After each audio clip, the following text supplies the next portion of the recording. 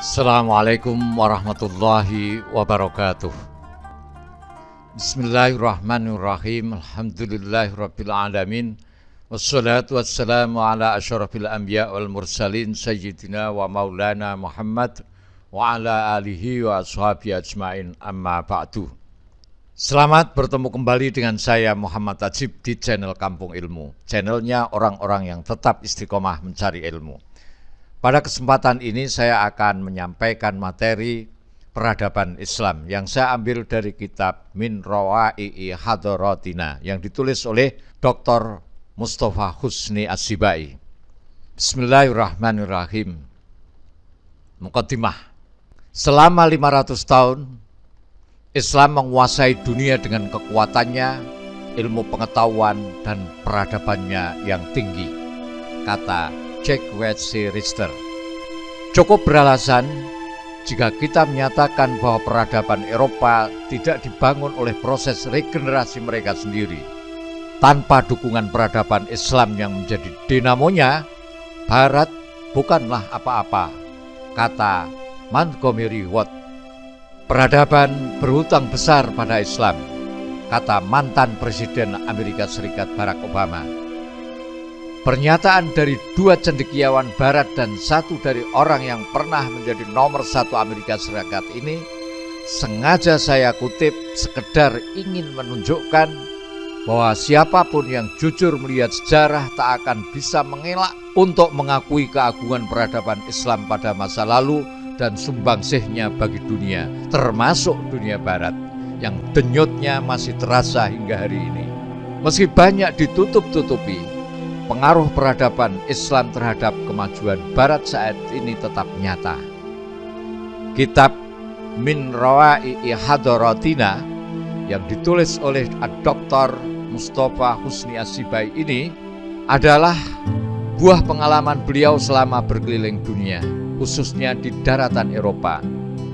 Buku ini tidak bermaksud membangkitkan romantisme sejarah Islam masa lalu yang gemilang, yang memang merupakan sebuah realitas sejarah.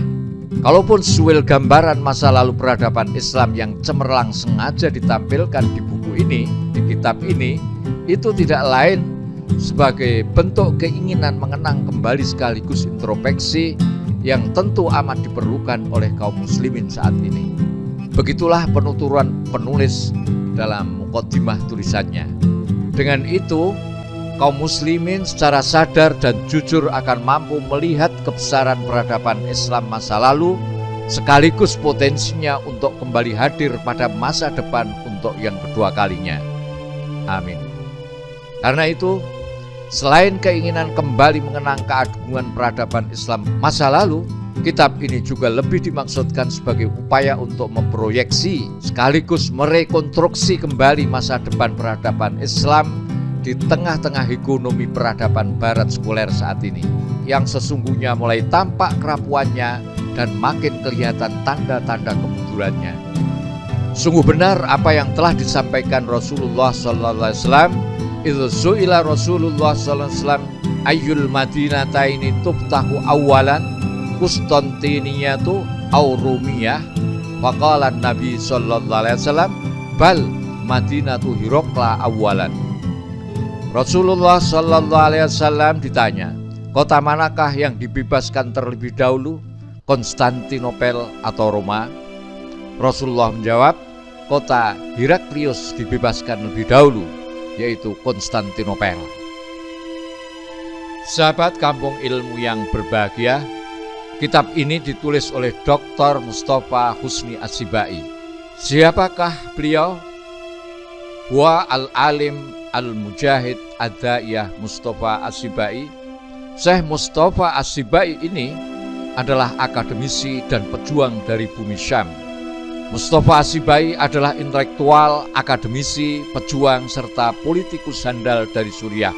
Karir akademisnya cemerlang. Ia pernah menjadi dekan Fakultas Fikih Islam dan Sekolah Hukum di Universitas Damaskus pada tahun 1940.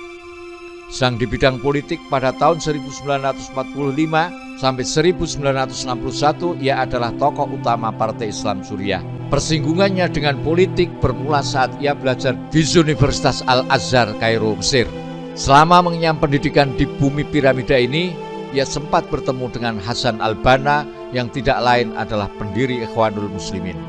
Mustafa As-Sibai berjuang dalam berbagai demonstran menentang penjajahan Inggris. Ia juga ikut mendukung revolusi Rashid Al-Kailani di Irak melawan Inggris. Ia ditahan pemerintah Mesir atas instruksi Inggris bersama sejumlah rekan mahasiswanya. Mereka mendekam di rumah tahanan kurang lebih selama 3 bulan. Kemudian dipindah ke penjara di Palestina dan mendekam di sana selama 4 bulan. Setelah itu mereka dibebaskan dengan jaminan. Pendidikan dan pengalaman hidup yang didapatkan Mustafa As-Sibai di Mesir menjadi bekal berharga dalam berdakwah di tanah kelahirannya, Suriah. Tokoh kelahiran Homs, Suriah pada tahun 1915 ini, selain aktif sebagai dosen pengajar di Universitas Damaskus, ia juga mendirikan Sabab Muhammad, Pemuda Muhammad, sebuah kelompok paramiliter agama. Sibai tak hanya dikenal sebagai politikus, tetapi ia juga cendekiawan yang produktif. Sebagai ilmuwan, kedalaman ilmu Dr. As-Sibai tak perlu diragukan lagi. Ia memiliki pengalaman luas di dunia tulis-menulis, ahli fikih, sekaligus ulama peneliti dan seorang mujahid yang menguasai Islam dari sumber-sumber terpercaya. Ia mengkaji permasalahan-permasalahan zaman yang terus bermunculan dan menganalogikannya dengan hukum-hukum yang ada pijakannya di Al-Quran, Sunnah, dan Ijma' atau konsensus ulama. Berkat kepakarannya itu, warga Damaskus memilih Dr. Mustafa Husni As-Sibai sebagai wakil mereka di Dewan Konstituen 1949, meski ia putra daerah Hims.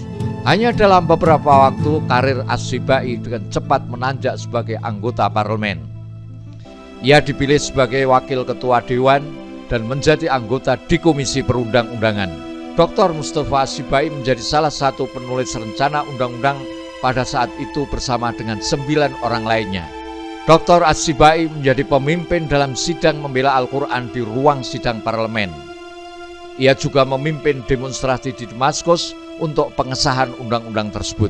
Ia dan rekan-rekan berhasil menjauhkan karakter sekuler dari undang-undang dan mengukuhkan karakter Islam pada sebagian besar hukum-hukum primer 1950.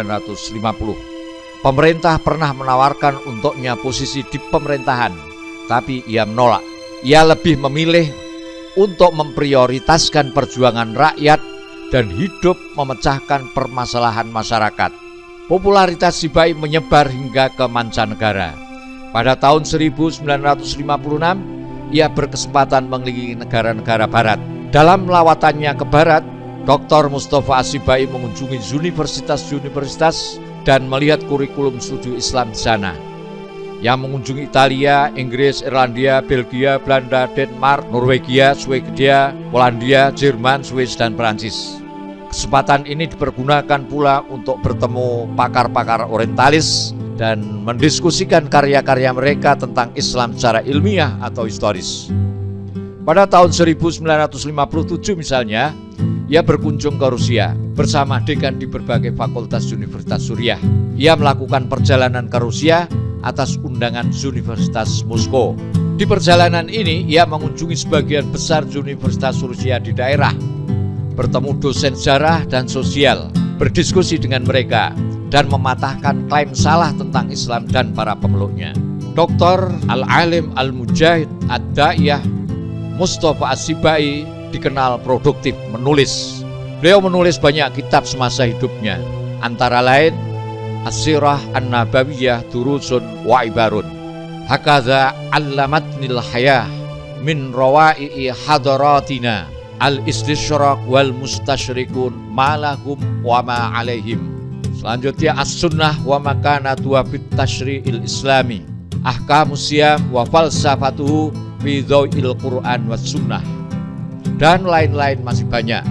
Sebelum wafat, ia masih sempat menulis 3 kitab, yaitu Al-Ulama Al-Auliya, yang kedua Al-Ulama Al-Mujahidun, dan yang ketiga Al-Ulama Asyuhada.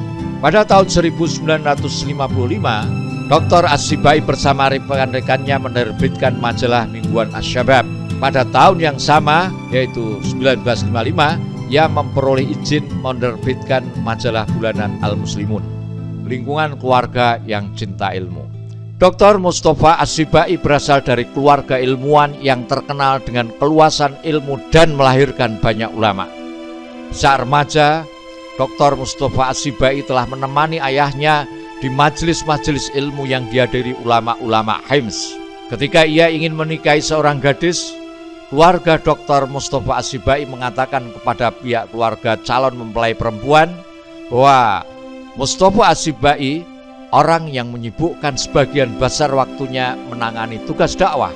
Ini disampaikan agar mereka memahami dan tidak timbul masalah di kemudian hari.